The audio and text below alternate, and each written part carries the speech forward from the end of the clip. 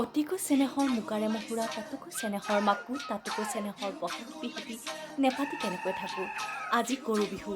গৰুক মাহ হালধি লগাই সকলোৱে উদযাপন কৰে গৰু বিহু। আমাৰ বাপতি সাহোন এই বিহুটি সকলোৰে আদৰৰ। আচলতে এই বহাগৰ বিহুটি ৭ বিহু নামেৰে জনাজাত। গৰু বিহু, মানুহ বিহু, গোসাই বিহু, তাঁতৰ বিহু, নাঙলৰ বিহু, জীয়ৰী বা চেনেহী বিহু আৰু চেৰা বিহু। এই ৭টা বিহু ৭ বিহু নামেৰে জনা যায়। আনহাতে কিছুমান ব্যক্তিয়ে আকৌ বহাগৰ বিহুৰ এই অনুষ্ঠানসমূহক বেলেগ ধৰণে নামাকৰণ কৰিছে, যেনে চ'তৰ বিহু। চ'তৰ নিশা ডেকা গাভৰুৱে বিহুৰ আখৰা কৰে, সেইকাৰণে এই ৰাতিটোক নাম দিয়া হয় চ'তৰ বিহু, ৰাতি বিহু। চ'তৰ বিহুৰ আখৰাৰ পৰৱৰ্তী বিহু মৰা নিশাবোৰক ৰাতি বিহু বুলি কোৱা হয়।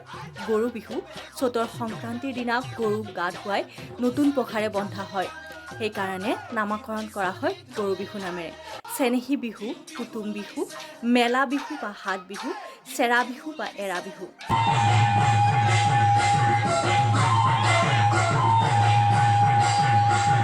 ৰাজ্যৰ বিভিন্ন প্ৰান্তৰত উলাহ মালাহেৰে পালন কৰা হয় হিয়াৰ আমঠু এই ৰঙালী বিহুটি। বিহুদিনা পুৱাই বৰজনাক সেৱা কৰি আৰু সৰুজনাক মৰম চেনেহেৰে আদৰি লোৱা হয় এই নতুন বছৰটো। আপোনালোকৰ কেনেদৰে উদযাপন হ'ব এই বিহুটি জনাবচোন।